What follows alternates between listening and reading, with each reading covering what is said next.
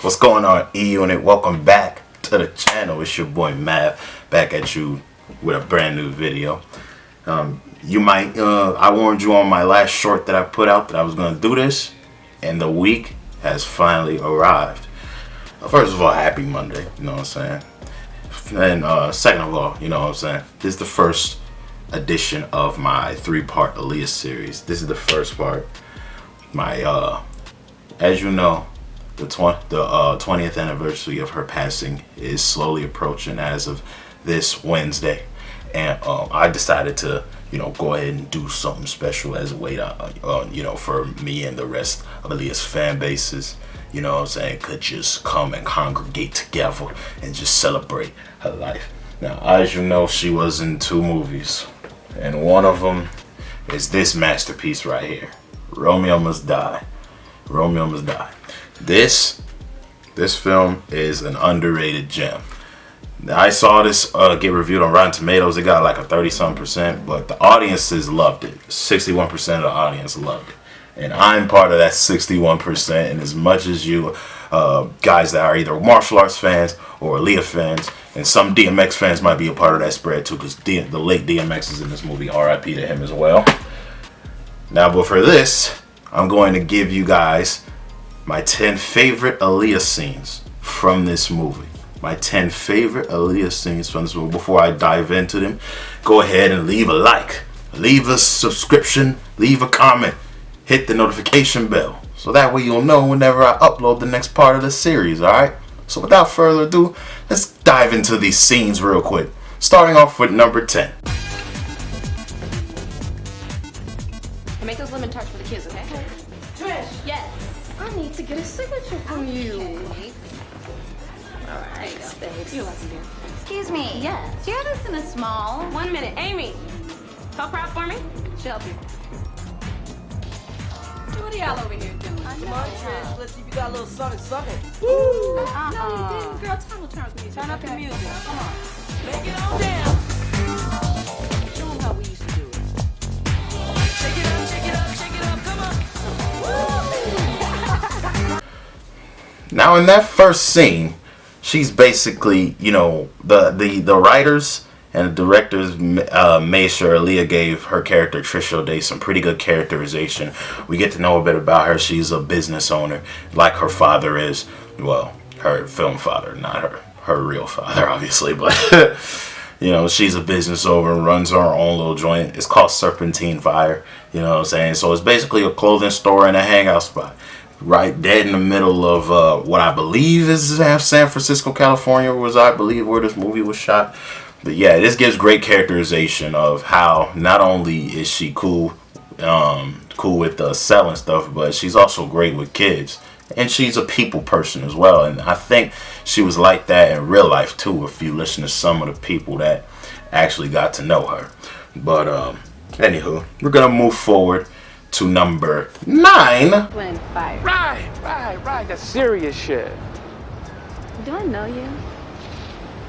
How you gonna play me like that? What? Now you know I work for your pops. Right. What's your name again? Some start with an M. Yeah, that's it. Yeah. All right.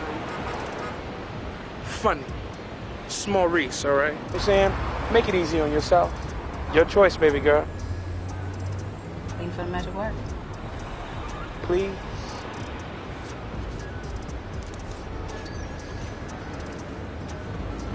Stuck up. I got some Jell-O and coloring books in the back. Okay, now this scene right here, I love how she, pretty much interacts one-on-one with Maurice here, because it gets to show, they get Aaliyah to show a bit of her humorous side by him calling him moron. Plus, it sets up a very integral part of the movie where, her father's associates pretty much are ordered to pretty much have her on 24-hour surveillance at all times and all of that to make sure she's good, because they're in the middle of a war. I'm not going to spoil what it really was, you know what I'm saying, but excuse me. I'm not going to spoil what it really was until we get towards the end of the video. But, over here we get to see both human sides of Anthony Anderson and Aaliyah, at being their characters and whatnot. And I like how Anthony Anderson makes a nod to her nickname, Baby Girl, you know what I'm saying, by saying, You want the front seat or back seat, baby girl? And then like toward the end of it, Anthony Anderson puts a little more flavor on it. Be like, I got some Jello and some coloring books in the back. Gotta leave some for the kids. But yeah, great characterization from Aaliyah and Anthony Anderson, and great humor, might I add. But anywho, moving on to number 8. Here you go. You must be hungry. Jeez, I think you could find something better to do than creep up on me. And besides, aren't you in the wrong part of town? I went to your store. You tell me you work here. Hold on. Come on, kids. All right. What?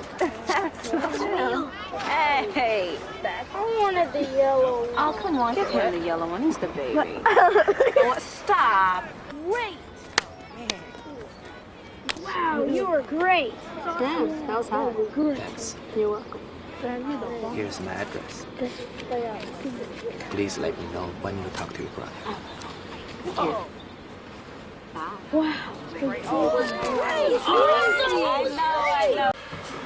Okay, now this park scene is where really Aaliyah gets to shine with her feminine qualities. First feminine quality I noticed is her pretty much her her serviceableness towards the young children with the with the ice cream and him and her being like a defender saying, quit picking on the younger one because he's the baby. You know what I'm saying?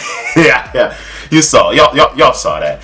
You know what I'm saying? It'll make you think subconsciously. I know Jet's character was looking at her like, you know what I'm saying? I could potentially see a future with this woman because she knows how to take care of children. You know what I'm saying? When men see that in women, man, it makes us think. You know what I'm saying? You could be down with us for life, possibly. And another feminine quality, you know what I'm saying? If a chick is really into you, she'll be cheering for you no matter what. Even while Jet Li was out there getting hacked up the first couple of downs, you know what I'm saying? Because they was playing football. When Jet Li was getting hacked up the first couple of downs in that movie by the thugs that her dad offered to watch over her, she was moaning and groaning like, "Come on, ow!" And then while they were dogpiling her, she had her hand to her lip. You know what I'm saying? I know that's probably not in the clip that I showed y'all, but you know what I'm saying. I might edit it in, I might not. Excuse me. But yeah, even if a chick is down for you, like Aaliyah was down for Jet Li, she'll cheer for you no matter what. You know what I'm saying? And then even after the fact that Jet, pretty much kicked all them down and scored a touchdown, Aaliyah was laughing at that. You know what I'm saying? In favor of Jet. And then when Jet slid him the digits, you know what I'm saying? He was like, "Call me as soon as you talk to your brother." She was like, "All right, I will." And then she waved goodbye. Was like, "Bye." She did her little pretty wave. You know what I'm saying? That feminine pretty wave. If a chick wave like that at you, you know what I'm saying? She wants you. She wants you. Shout out to Soul Illuminati.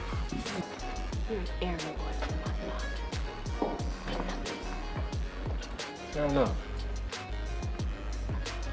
But there comes a time when a man has to strike out on his own.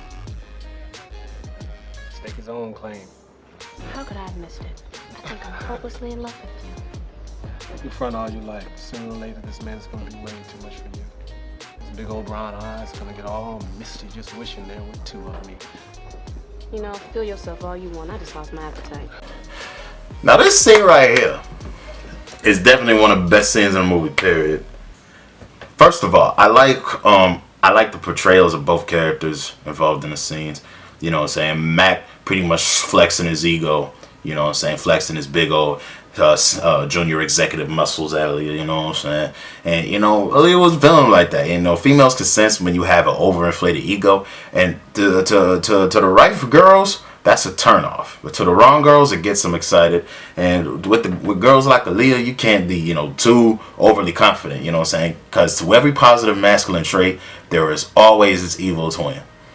Confident to confidence, there is egotistical. You know what I'm saying? And Mac over here trying to flex his muscles and also foreshadowing the plot. You know what I'm saying? By saying sometimes a man has to strike out on his own. Foreshadowing, you know what I'm saying?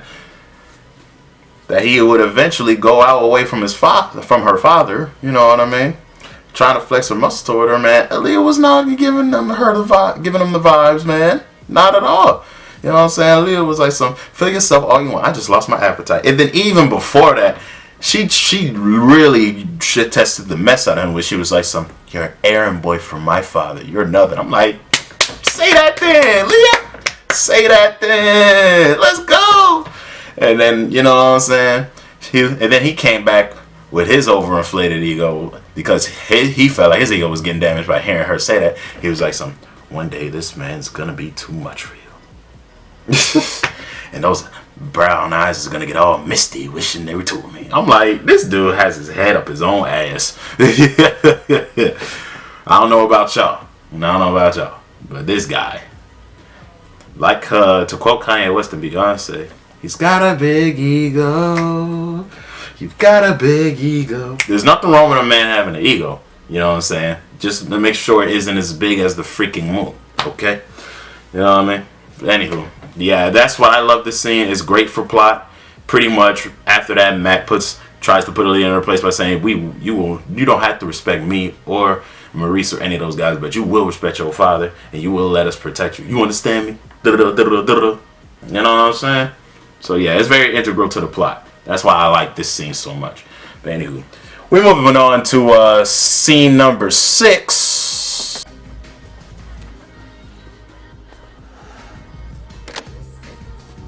I asked you not to do business here. Hi, sis. Nice to see you too. I mean it, Colin. Come on. This is my place, okay? And I got little kids hanging here all the time. So if this is what you're gonna be about... Look, don't even start the if this is what you're gonna be about speech, all right? For once, let's not go there.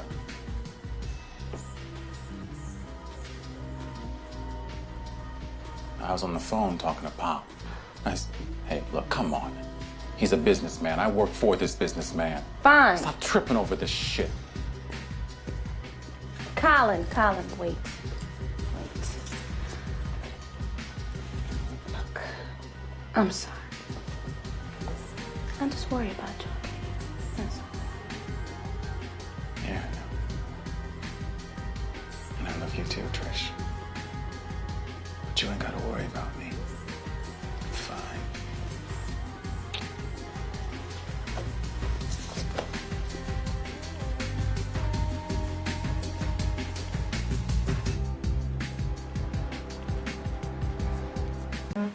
Now this scene is very, very, very vital because this will be the only scene we see Aaliyah's character, excuse me, interact with her brother, her character's brother. You know what I'm saying? Who's portrayed by D.B. Woodside. You know what I'm saying? This is the only scene we ever get to see Trish O'Day, and Colin O'Day, you know, interact with one another. Because as we know, Colin O'Day ends up dying later on in the film. You know, pretty much Trish is trying to express her worry. And this goes to show you, you know, how truly feminine she is. You know what I'm saying? First, like, when a feminine woman is mad, you know what I'm saying, usually they don't, like, you know, be so quick to shout and shout and shout. Like, she was coming at her with a respectful but commanding tone, like, if this is what you're going to be about, you know what I'm saying? And then, you know, Colin shut that down with, for once, let's not go there. Okay? I mean, I know they're not, like, you know what I'm saying, they can't be in a relationship because that would be incest in the film's case. But, you know, between intersexual dynamics amongst men and women, you know, this is how they communicate differently. And Colin was able to pick up on that. He was like, can you not trip for once? And then, you know what I'm saying, Leah's character is like, look, I'm sorry, And then, you know, D.B. Woodside's character is like, and I love you too. Even though Leah's character didn't have to say it, he picked up on that. That's a little bit of game. There's a little bit of game going on in this film. You know what I'm saying? Because part of game is understanding intersexual dynamics. Women communicate covertly while men communicate overtly. You know what I'm saying? We're direct creatures. But you have to have the rationale to understand, you know, subliminal messages that a woman can send towards a man that you might not get. And I'm sorry, even Aaliyah's mad face is highlight. Did you see how she was like? She was like some. But anyway, let's go on to scene number 5 real quick. Jesus. 2 hours for you, buddy. On duty. $50. Trish! I'ma find you, Aaliyah looking ass, and I know where you work at! You still a lot of cabs in Hong Kong? Do you want me to blow around? No. Just turn here. That I'd have to see.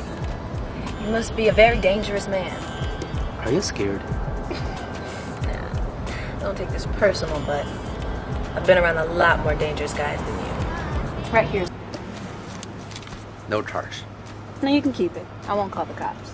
I don't want your money.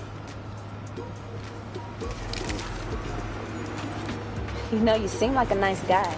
I am. Really? You should find a new profession. This stealing cars bit doesn't fit you. What's your name? You think I want you calling me? I don't have a phone. Yeah, well, dead giveaway. Besides, you drive like shit. I love this scene right here because it introduces the two central characters to the plot and has a perfect way of bringing them together. You know what I'm saying? That's what happens when you have two central characters in the plot. You gotta make something perfect to bring them together, love interest or not.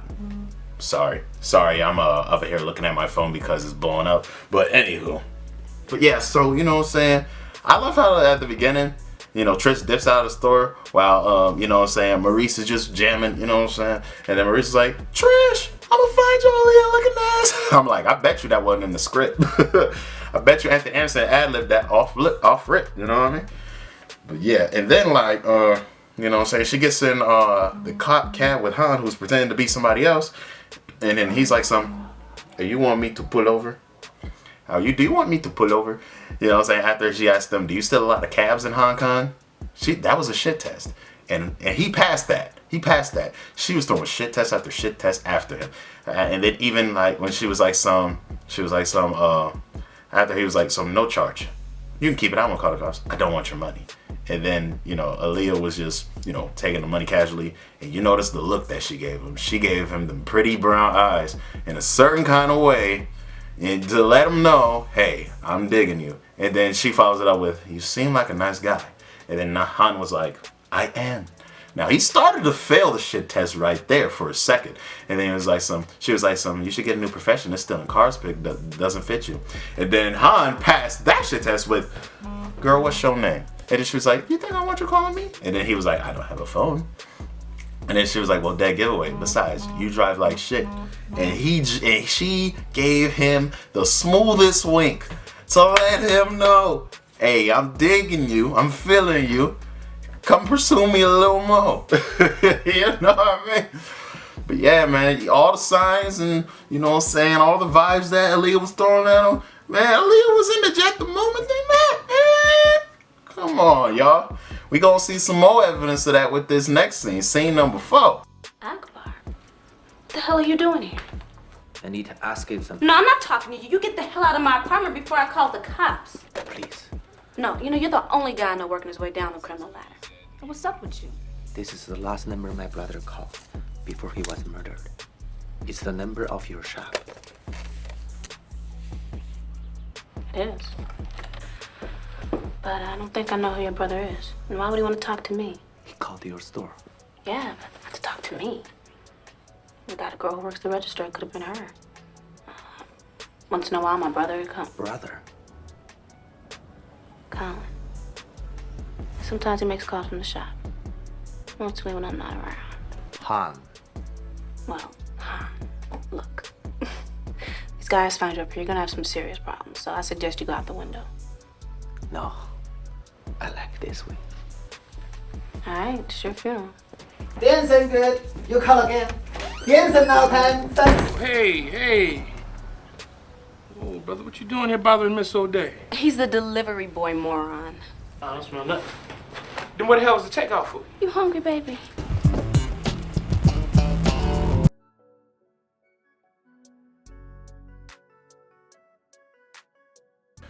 Okay, scene 4. All right. So this scene right here, man, it's also very integral to the plot because Han is dragging Trish into his character arc and pretty much giving Trish some insight on what's really going on and why she needs to be protected since Mac and the rest of the crew that works for her father pretty much told her half the story, and the rest Han pretty much filled it in because now she knows that it was his own brother that was a Chinese boy that got murdered. So, You know what I'm saying? It's very integral. I like how at first she seems surprised, and then, you know, she seems intrigued once she mentions the brother, and then, you know, gives out the number her shop, saying that it was the last number his brother called. And then, you know, he was probing her, asking her who could he have been calling, since, you know, it's not true that he was calling. You know what I'm saying? And, you know, the plot thickens a little bit now that the two have come together. So now they're both, you know, on grounds of investigating. You know what I'm saying? And then, you know, a little while later, you know, Maurice and them pull up to Trish's apartment, and Trish is like, look, you know, you might as well go out the window. And he was like, by the way, my name is Han. And then you see how she smiled and looked at him, you know what I'm saying? Because she can't help the fact that she likes him. Because if she didn't like him, she would not allow him to, you know, casually walk behind her and then get in her apartment to ask her them questions. Because she was about to pick up the phone, but she put it down, you know what I'm saying, as soon as Han got to business. That's how you got to deal with these ladies, fellas. You got to get down to business, you know what I'm saying? But yeah, you know what I'm saying? Pretty much after that, you saw how she was looking at him, and she was into him at that point. You know what I'm saying? And then you know what happens? Han beats up the bad guys, and the freaking there's this one part where he tries to like somebody tries to hit him with a stick, and then he grabs his belt and unravels it, and homie had a G-string on it. I'm sorry, that's the funniest part of the scene. So after she gets done dealing with those guys,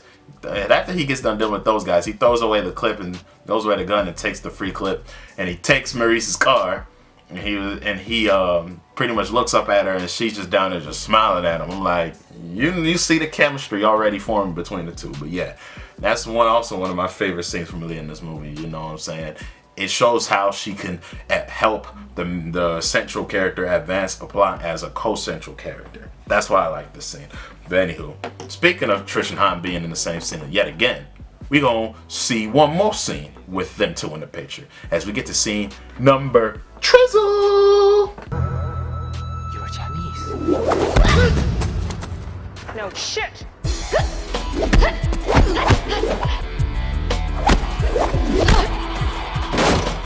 I can't hit a girl.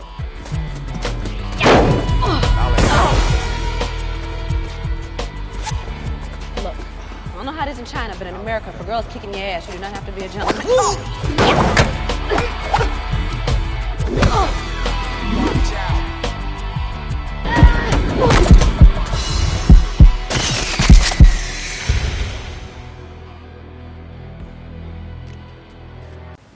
Okay, scene number 3. Okay, this scene right here, man. Before there was Mortal Kombat, Romeo Must Die had their own iteration of X-ray moves. You know what I'm saying? This scene right here is boss. Like, complete boss. Amazing editing. You know what I mean? On Warner Brothers' part. I'm going to turn off this light and turn on this light. Amazing editing on Warner Brothers' part to show how the piece of rusty metal, you know, cut through the Asian girl that they was fighting's heart. That I thought that was pretty clean.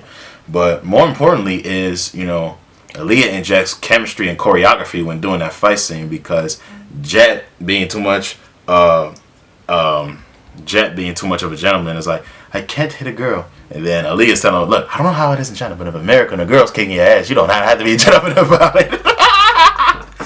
I mean, you kind of have to be, because you can't really strike them back in America. So Jet Li kind of has a point doing what he did. Like, I believe in, like, not fighting her back, but like restraining her hands or something, so that way she don't keep just hitting on you. You know what I'm saying? Because, you know, most times when a guy strikes back, the girl can scream that that I started a fight because I punched her back, because guys are naturally way stronger than girls.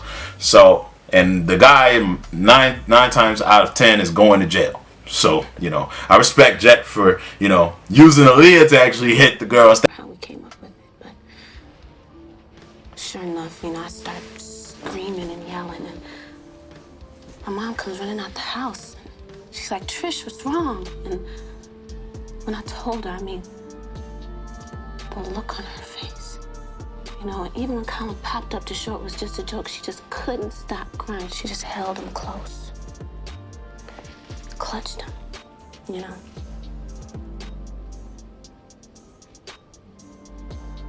it, baby. I didn't get it then, but I get it now. Tell me. What happened? Colin's dead. And no matter how hard I cry, he's not gonna pop up and show me it was just a joke. I'm sorry. This next scene is this scene right here is a little emotional. I will say that it's a little emotional because I want to give some mad props for Aaliyah for the stellar acting that she put on here. She made her character sound so believable here. Like she actually might convince you that that shit actually happened. You know what I'm saying? Happened to her brother. You know what I mean? Like that whole story that she just laid down, that sounded like that was for real, for real. Great writing, wonderful writing, and wonderful execution by Miss Aaliyah. You know what I'm saying? And second of all, the ponytail with them earrings, Shawty was pulling them off, baby. Not to mention the red lipstick was a bonus. But anywho. But yeah, man. But this scene is also very important because, you know, if she wasn't already in it when Jet Li first beat up her thug protectors, you know what I'm saying? This scene brought them both closer together to the investigation of the death of now both their brothers, because both main characters have lost a brother in this Felicia's war. You know what I'm saying? So they both have a mission to look out for their brother's killers. You know what I'm saying? And get to the bottom of everything, of why things had to happen, to why they had to happen. You know what I mean? So yeah, this brought them closer together, not only in terms of the plot, but in terms of them being an item, if you know what I'm saying. Because now they connect with each other emotionally. Jet Li's character Han handles this perfectly. He handled it on the money here. But we ain't done yet. We got one more scene to go. Last but not very least. Scene number 1. I bet you can't guess what it is. I'll give you some time.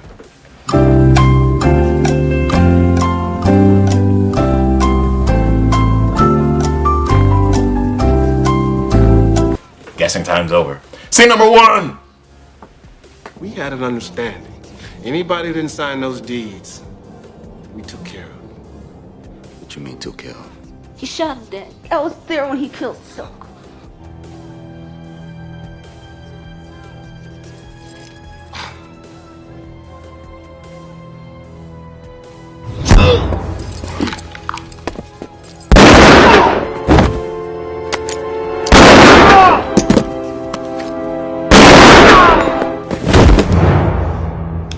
You'll get the chance, though. Sorry, Romeo, but you gotta die.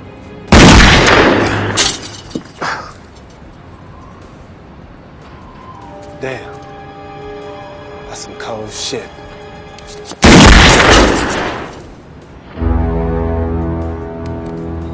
Come on. Come on. Y'all know I had to put this scene as number 1, man. Oh, this scene is so badass. First of all, it's literally the big climax of the movie. Before we get to the falling action, which is Han pretty much fighting Kai, and the end of the movie where Han's dad shoots himself because of what he did, and the cops catching wind of it, and so are the other Chinese families that were affected by his wrongdoing. But that's another story. So yeah, the reason why I like this scene so much is, you know, pretty much everything comes out in the forefront. Like the movie was giving you subtle hints here and there of who the real villains were, but how they executed revealing the real villains couldn't be more perfect than this very scene here. Furthermore, you know how we know Han got revenge on his brother's killer. Well, in this scene, Trish got revenge on her brother's killer. And in the most badass way possible. Even before then, when she watched her brother's killer try to kill his father, kill her father, you know what I'm saying, and run off, you know what I mean, while he was being held down, or she was being held down, she had a telepathic conversation with her father. Her father was like, you know, go distract him. I'm gonna go reach for that gun and smoke the guy who's holding you. And then boom, took him like 2-3 shots to finally do it, but still. They handled business as a father-daughter team, and then she followed Han up there where there he was fighting Mac, you know what I'm saying? Because he thought Mac was the one that killed his brother, but he tells him it was actually Kai. And then, you know what I'm saying, Shorty come out with the doggone 45 and blicks his ass, you know what I'm saying? Took him 2 rounds. I love that line where he was like, damn, that's some cold shit. And Aaliyah had fire in her eyes when she shot that second round. She's like, you know what I mean? Homie went flying off that roof, you know what I'm saying? But yeah, that's my top 10 scenes, my top 10 favorite Aaliyah scenes from Romeo Must Die. I want to thank anybody who's new. Thank you guys for watching. And to all of you who are new here, please subscribe to the channel. Please hit that notification bell to get notified whenever I upload a new video. You know what I'm saying? This has been Man with the Enigma. You've tuned into the first video of my Aaliyah series. You know what I'm saying? Join me tomorrow. We'll give you part 2. And I'll see you guys next time for, you know what I'm saying, for, you know, another Aaliyah video. And if those of y'all who are waiting on my gaming content, that'll resume next week. Until then, I love y'all. You know what I'm saying? Let's all remember the queen, the princess of R&B over here. You know what I'm saying? R.I.P. Aaliyah. We gonna continue rocking on out for her 20th anniversary. And I'm gonna see y'all soon. Don't forget to check out my merch. Follow me on Instagram. Whatever. I'll see y'all soon. Deuces.